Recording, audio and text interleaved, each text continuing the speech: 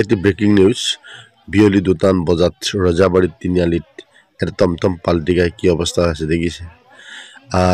12-13 লোক ইয়াত যাত্ৰী আছিলে, লগতে ওপৰত বোজা আছিলে 3 পাত।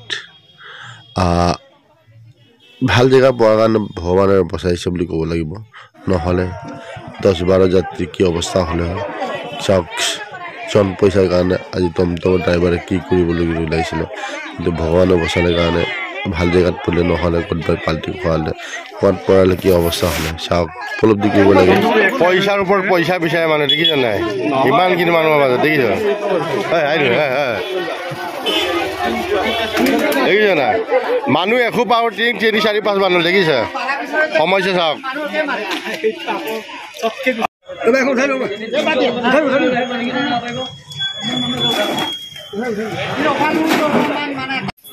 এয়া চাওক, টমটম পাল্টি কৰাৰ ড্ৰাইভাৰ উঠাই দিছে, আৰু ড্ৰাইভাৰজন নিজে উপলব্ধি কৰিব লাগে জন পইচাৰ কাৰণে আজি কি অৱস্থা হ'লে।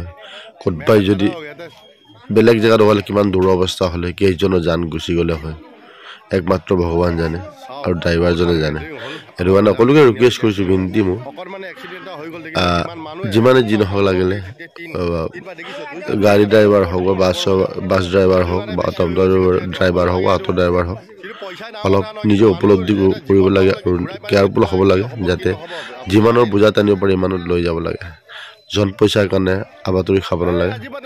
সকলোকে এই ৰিকুৱেষ্ট গাড়ী চালকৰ কাৰণে, মই ইমানেই মোৰ ৰিকুৱেষ্ট আৰু একো নাই। Carry on, thank you. ভাই অপমান হৈ গ'ল, মানুহ গেডাৰিং হ'ল, দেখিছে নাই আমাৰ এই ৰজাবাৰী তিনিআলিত অকস্মাতে এক্সিডেণ্ট এটা হ'ল, আহি কিনে দেখ এইপিনে পেচেঞ্জাৰ বহুত, তাৰপিছত ওপৰত বজাই এইটো 3 পাত গোটেই ওপৰত লৈ গৈছে। এতিয়া টমটমে কিমান লুট হ'ব পাৰে, দেখিছে নাই। ইহঁতে জানিব লাগে, নিজে ড্ৰাইভাৰে এইবিলাক অনুশোচনা নকৰে, পইচা লাগে তাহাঁতক, সেই পইচাই কাম কৰে।